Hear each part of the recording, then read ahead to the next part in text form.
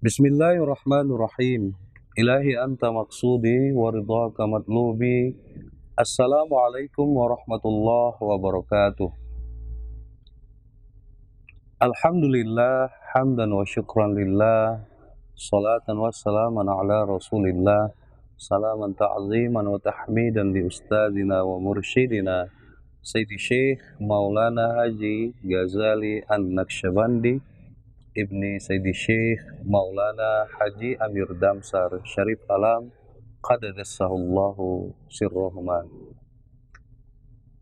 Pemirsa kaum muslimin dan muslimat, pemirsa Jabal Kubis TV yang mulia dan dimuliakan Allah Subhanahu wa taala.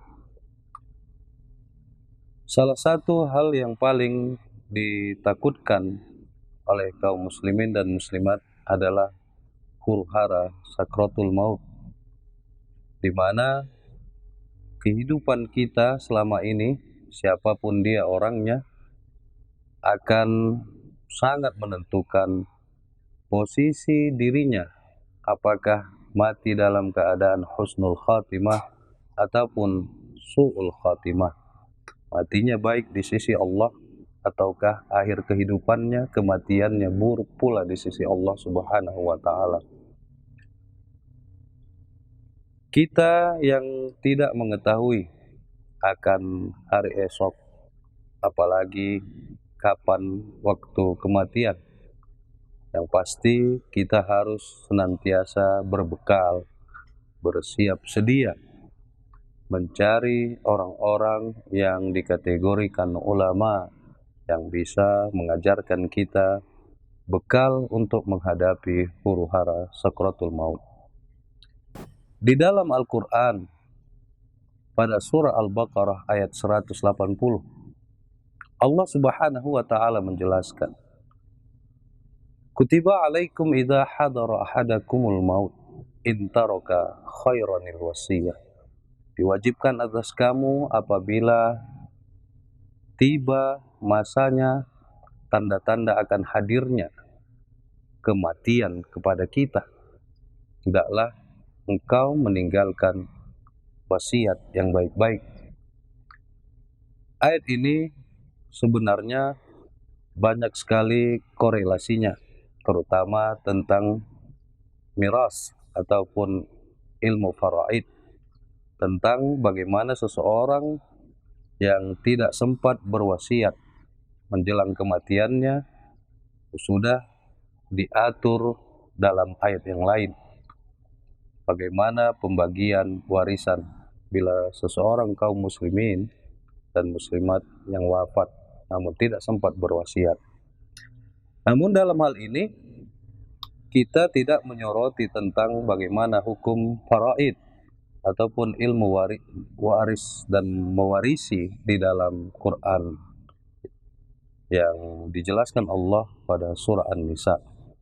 Akan tetapi kita lebih menspesifikasi tentang bagaimana kematian ataupun ajal yang pasti akan tiba kepada kita seluruhnya. Di dalam Quran surat Yunus ayat 49, Allah Subhanahu wa taala menjelaskan tentang hal ini.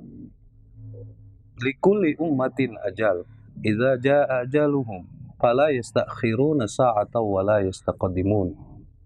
Siapapun manusianya pasti akan tiba masa kematian, dan apabila hal ini tiba tidak akan bisa ditunda ataupun dipercepat.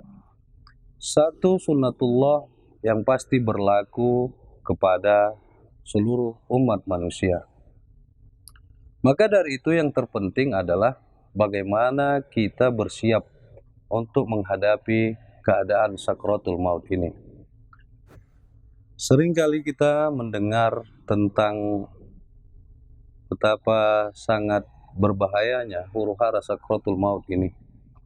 Ada disampaikan para asatidz kita, para guru-guru kita, serta para da'i yang begitu banyak tausiah dan ceramahnya menjelaskan betapa sangat berbahayanya huru-hara sakratul maut. Juga banyak keterangan yang dijelaskan betapa seseorang yang dalam keadaan sakratul maut ataupun mendekati sakratul mautnya hendaklah ditalkinkan dengan mengucapkan la ilaha illallah, mengajarkannya bagaimana dia benar-benar dalam keadaan yang tauhid, yang padat pada saat menjelang kematian. Itu artinya betapa pentingnya ilmu zikrullah, bahwasanya Allah Subhanahu wa taala memastikan seseorang itu baik dan buruk benar-benar terlihat dari keadaan hatinya. Ingatkah dia? Terhubungkah dia kepada Allah Subhanahu wa taala? Tentu mentalkinkan orang-orang yang dalam kondisi menjelang sakratul maut itu, bisa seseorang itu diajarkan dan bisa pula mengikutinya bila lafaznya itu adalah dijaharkan. Namun bagaimana dan apakah itu juga berfungsi dan berguna bagi orang-orang yang dia notabene dalam keadaan yang cacat, seorang yang dia tidak bisa berbicara dengan baik, ataupun orang yang, mohon maaf, dikategorikan seorang yang bisu. Maka dari itu, kita harus memahami, mentadabbur Al-Quran. Untuk hal ini Allah Subhanahu wa taala telah menjelaskan di dalam firman-Nya betapa hal ini bukan hanya perintah yang sangat sederhana, namun semuanya tentu mengandung hikmah, pemahaman, pengetahuan, serta kandungan-kandungan hikmah. Jikalau kita diberi hidayah pemahaman tentang hal ini. Allah Subhanahu wa taala berfirman di dalam Al-Qur'an surat Al-A'raf ayat 205. Wadhkur rabbaka fi nafsika tadarru'a wa khifah wa dunal jahri minal qaul bil ghudwi wal asal wa la takum minal ghafilin. Dan sebutlah Tuhan di dalam hatimu, di dalam jiwamu, dengan rasa rendah diri dan juga rasa takut, dunal jahri. Betapa keadilan Allah Subhanahu wa taala tercantum di dalam firman-Nya ini. Betapa ilmu ini telah meliputi seluruh manusia, layak untuk bisa mengamalkan ilmu zikrullah, terutama yang di dalam kaidah sesuai firman-Nya di dalam Al-A'raf ayat 205 ini. Dengan kata lain, inilah yang dimaksud dengan zikir khafi ataupun zikir qalbi, sekaligus memahamkan kepada kita bahwa zikir itu ada dua jenis. Yang pertama adalah zikir yang jahar, yang kedua adalah dunal jahri. Maka dari itu, hal ini bisa juga dipahamkan berlaku kepada semua kaum muslimin dan muslimat. Allah Subhanahu wa taala juga menjelaskan tentang keutamaan orang-orang yang berzikir. Ada 10 keutamaan di dalam ayat Al-Quran surah Al-Ahzab ayat 35. Innal muslimina wal muslimat wal mu'minina wal mu'minat wal qanitina wal qanitat was sadiqina was sadiqat was sabirina was sabirat wal khashiina wal khashiat wal mutasaddiqina wal mutasaddiqat was saimina was saimat wal hafizina furujahum wal hafizat wal dzakirina Allah katsira wal dzakirat. Pada kalimat terakhir dari ayat surah Al-Ahzab ayat 35 ini, Allah jelaskan wal dzakirina Allah katsira wal dzakirat. Mereka laki-laki yang banyak berzikir mengingat Allah, dan juga mereka perempuan-perempuan yang banyak berzikir mengingat Allah. A'addallahu lahum maghfiratan wa ajran azimah. Lalu kita kembali kepada tema betapa huru-hara sakratul maut ini juga pasti menimpa kaum muslimah, perempuan-perempuan di dalam agama Islam itu sendiri. Allah berfirman, wa yas'alunaka 'anil mahid. Surah Al-Baqarah ayat 222. Betapa Allah menjelaskan tentang bagaimana siklus yang akan terjadi kepada seorang wanita dan muslim yang telah sampai dikategorikan baligh bagi wanita adalah datangnya damul haid. Perempuan yang sedang dalam keadaan haid, dia terhalang akan beberapa hal di dalam syariat agama Islam.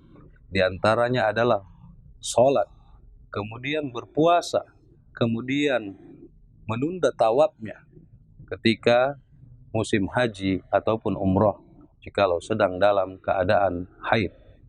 Yang diantaranya kemudian yaitu membaca Al-Quran. Karena semuanya itu dikategorikan dia sedang berhadas besar, termasuk juga damun nifas, yaitu darah yang keluar bagi seorang ibu yang baru saja melahirkan.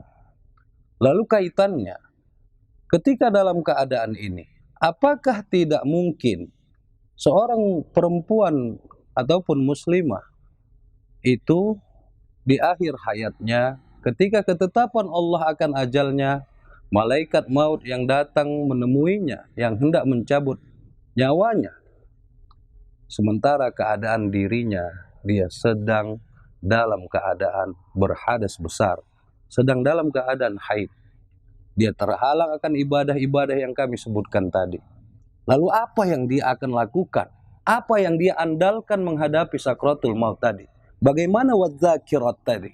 Perempuan-perempuan muslimah-muslimah yang diminta Allah untuk senantiasa banyak berzikir, mengingat Allah, sementara keadaannya dalam keadaan berhadas besar ataupun damul haid ataupun damul nifas. Solusinya adalah ilmu zikrullah, yaitu ilmu zikir khafi ataupun zikir qalbi, yang harus dia cari, yang dia harus bertanya, yang dia harus temukan. Fas'alu ahla dzikri in kuntum la ta'lamun, maka bertanyalah kepada ahli zikir jikalau kamu tidak tahu. Tidak diberi ilmu pengetahuan tentang bagaimana berzikir mengingat Allah, bagaimana senantiasa keadaan ingat kepada Allah Subhanahu wa taala.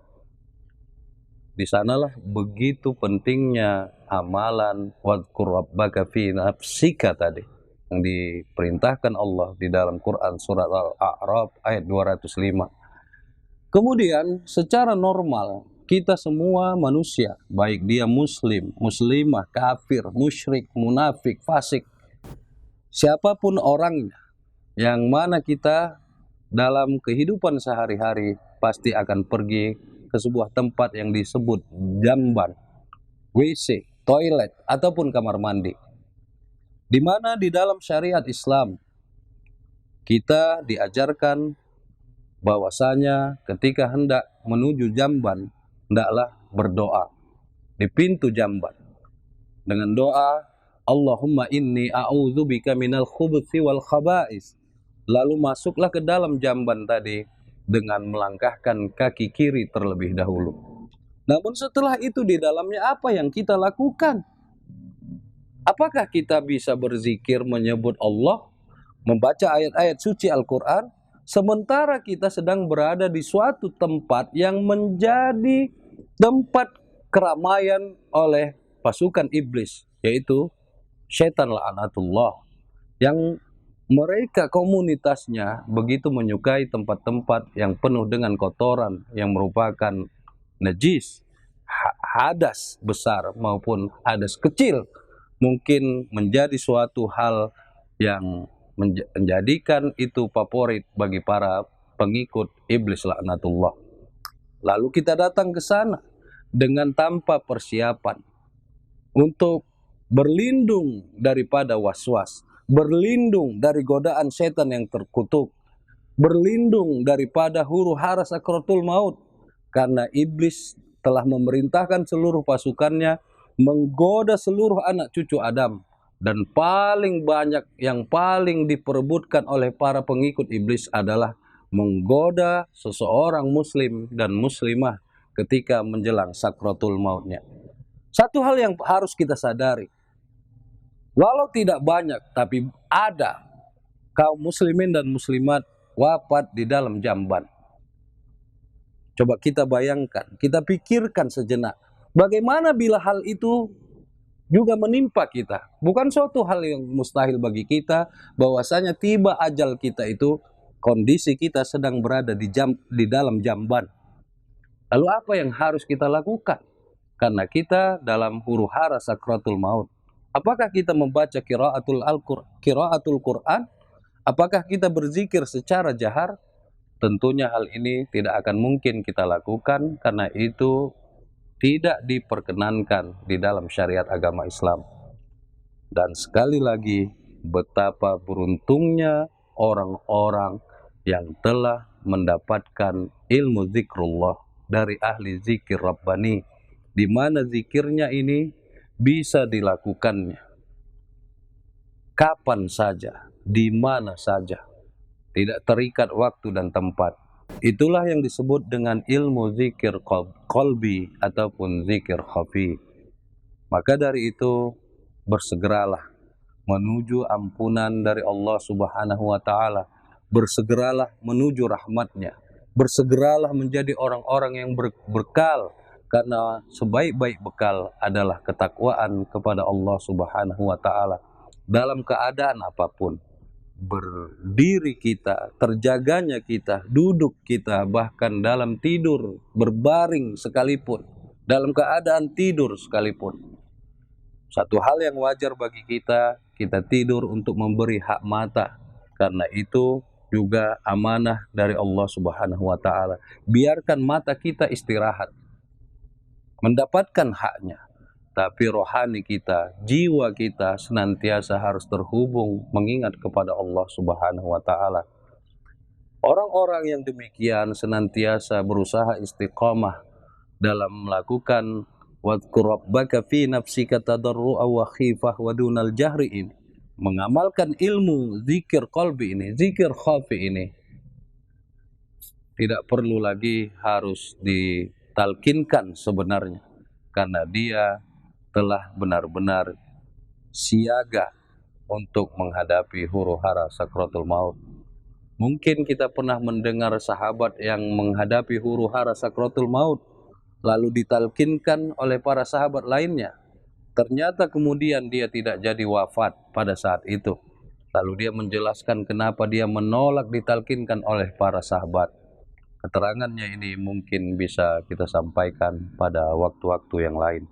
Tetapi di antara kita, pemirsa kaum muslimin dan muslimat, pemirsa Jabal Kubis TV yang dirahmati oleh Allah Subhanahu wa Ta'ala, juga mungkin pernah membaca kisah itu.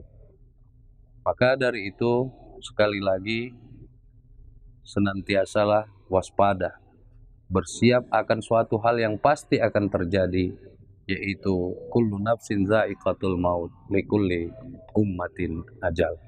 Demikian saja pada kesempatan kali ini, semoga bermanfaat bagi diri kami, terutama juga kepada kaum muslimin dan muslimat yang dirahmati oleh Allah Subhanahu wa Ta'ala.